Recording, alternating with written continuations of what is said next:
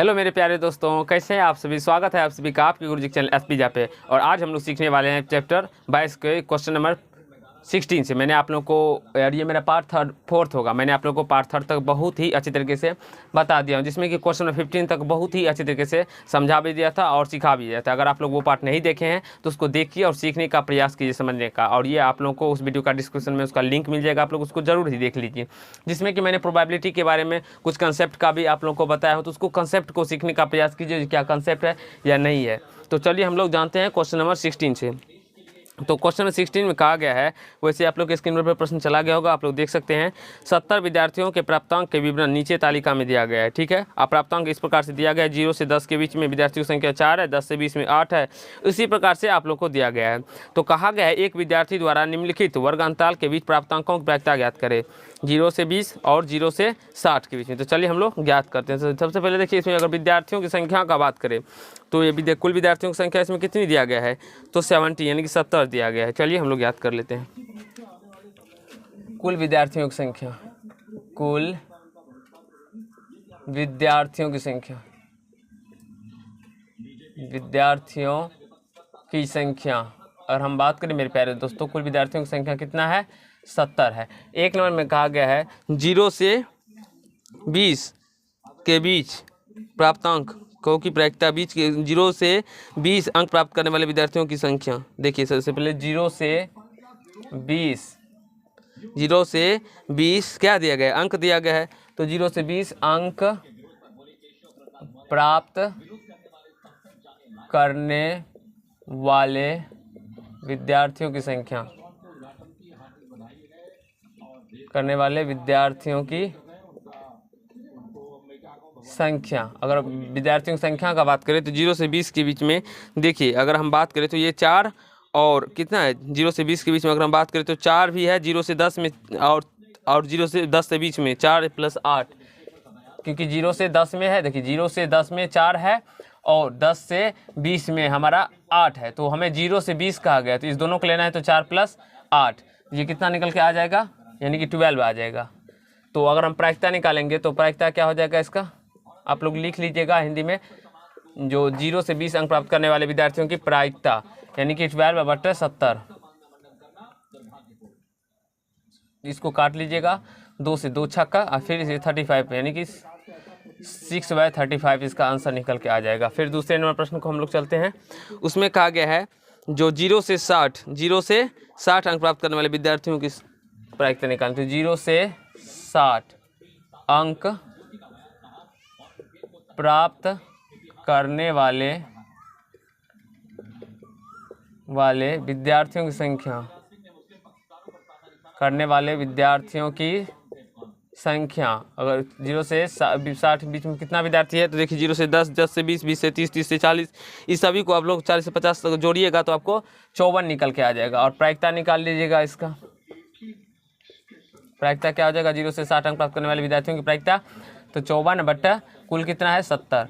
तो इसको काट लीजिएगा, 2 से काटिएगा तो 27, यानी कि 27 और 35, यानी 27/35 इसका आंसर। इसको काट लीजिएगा और तो ये कट जाएगा, तो यानी कि इसको वैसे रखेगा, वैसे नहीं कटेगा। अब 27/35 इसका आंसर निकल के आ जाएगा।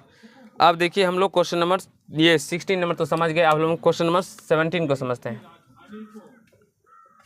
क्वेश्चन नंबर 17 में क्या कहा गया है उसे समझने के लिए हम लोग पहले आप लोग को पढ़ना होगा। प्रश्न को पढ़ लीजिए। प्रश्न उसी प्रकार से दिया गया है सेम, जो एक फैक्ट्री के 30 मजदूरों के आयु नीचे तालिका में दी गई है, जिसमें कि आयु दिया गया है, मजदूर की संख्या दिया गया है। इसमें हमें कहा गया है जे इसमें से एक मजदूर यदि चुना जाता है तो क्या प्रायिकता होगी कि चुना गया मजदूर 29 वर्ष से अधिक आयु का हो और 25 या 29 वर्ष की आयु के बीच का हो। ठीक है, हम लोग समझते हैं इसे।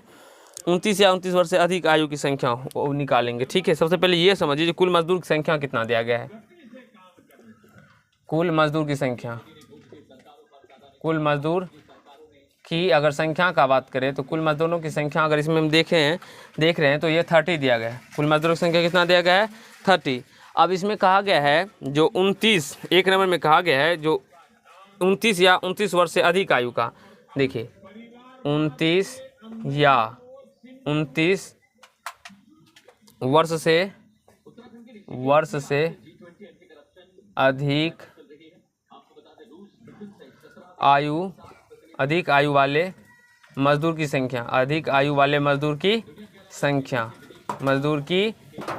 अगर मजदूर की संख्या निकालेंगे तो 29 या 29 वर्ष से अधिक, तो यहाँ से देखिए 29 या 29 वर्ष से अधिक कहा गया है, तो 29 किस में आएगा, ये आप लोग देखेंगे 27 से 29 दिया गया है और 29 से 31 दिया गया है, तो इसमें हमारे 29 नहीं आते हैं, इसमें 27 से लेकर 88 तक आएंगे, 29 इसमें आएंगे, 29 या 29 से अधिक, तो इस यहाँ से जो 5 4 9 3 12, यानी कि अगर बात करें 29 से 31 में आएंगे जो कि 5 दिया गया है, 31 से 33 में आएंगे जो कि कितना दिया गया है, 4 दिया गया, और 33 से 35 में आएंगे जो कि 3 दिया गया। इसमें हमारे 27 से 29 में 29 नहीं आते हैं, तो ये 5 4 9 3 12, मजदूरों की संख्या कितनी हो जाएगी, 12। चलिए इसमें मिटा लेते हैं।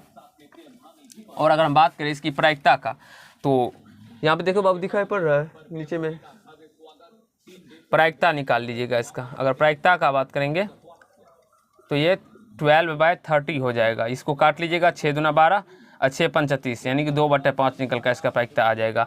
एक नंबर आशा करता है आप लोग को समझ में आ गया होगा। अब देखिए दूसरे नंबर में क्या कहा गया। दूसरे नंबर में कहा गया है जो 25-29 वर्ष के आयु के बीच का हो, तो 25 और 29 के आयु का बीच का हो, तो यहाँ से देखिए 25 और 29 के बीच को, तो 25 से 27 और 27 से 29, 25 से 27 और 27 से 29 के बीच की कुल संख्या अगर बात करें मजदूरों की तो वो 11 है। तो ये देखिए 25 से 29 क्या गया, 25 से 29 वर्ष के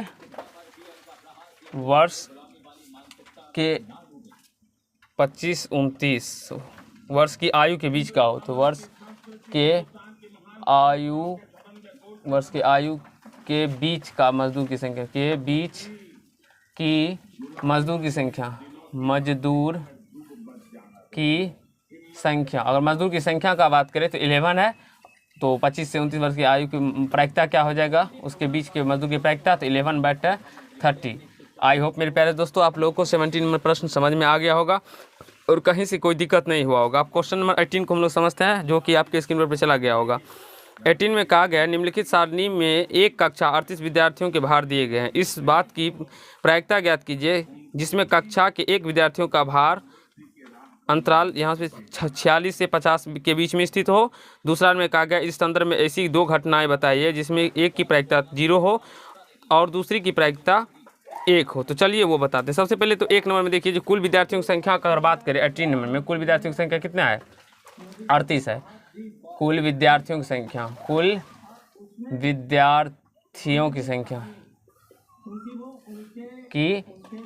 का अगर बात करें तो ये कितना है, 38 है। ठीक है मेरे प्यारे दोस्तों। अब इसमें से इस बात की प्रायिकता ज्ञात कीजिए इस कक्षा में एक विद्यार्थी का भार अंतराल 46 और 50 में स्थित हो, यानी कि 46 और 50 में देखेंगे तो सारणी में 3 ऐसे विद्यार्थी है, 46 और 50 के बीच में देखेंगे जिसका भार किसका भार है, तो 3 ऐसे स्टूडेंट है जिसका भार 46 और 50 के बीच में है। तो यहाँ से देख लीजिए 1 नंबर में तो 3 ऐसे स्टूडेंट है, तो प्रायिकता निकालेंगे हम लोग तो क्या हो जाएगा, प्रायिकता बराबर 3/30 यानी कि 3/38 आ जाएगा, क्योंकि 46 और 50 के बीच में अगर हम विद्यार्थियों की संख्या देखते हैं तो 3 है, यहाँ पे आप लोग को दिखाई पड़ गया होगा क्वेश्चन 3 है, तो इसीलिए इसके बीच में विद्यार्थियों की संख्या क्या हो जाएगा, प्रायिकता क्या हो जाएगा, 3/38। आप सभी को पता होगा जो कुल हम लोग नीचे में रखते हैं।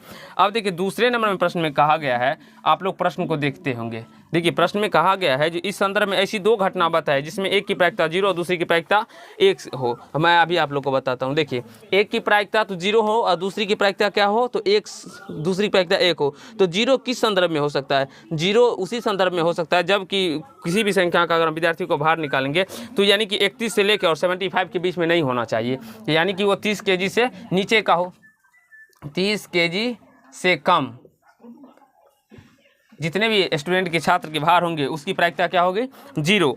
और कहा गया है जो दूसरी की प्रायिकता 1 हो, दूसरी की प्रायिकता कब, 30 kg से ऊपर, 30 kg से अधिक, 30 kg से अधिक जितने भी छात्र होंगे उसके प्रायिकता क्या होंगे, 1 होंगे। आई होप मेरे प्यारे दोस्तों आप सभी को समझ में आ गया होगा और कहीं से कोई दिक्कत नहीं हुआ होगा। अगर आप लोग को ये पार्ट अच्छे लगे होंगे तो आप लोग को वीडियो को लाइक कीजिएगा, कमेंट कीजिएगा, शेयर कीजिएगा और चैनल पर नए होंगे तो चैनल को सब्सक्राइब करके बेल आइकन को प्रेस कर लीजिएगा, जिससे मेरे हर एक वीडियो का नोटिफिकेशन आप तक पहुँचता रहे। तो धन्यवाद दोस्त, आज के पार्ट में आप लोग का प्रायिकता चैप्टर खत्म हो गया। नेक्स्ट पार्ट अब हम लोग ज्यामिति यानी कि यूक्लिड के ज्यामिति के पढ़ेंगे और उसे अच्छी तरीके से समझने का प्रयास करेंगे। धन्यवाद, आज के पार्ट में इतना ही।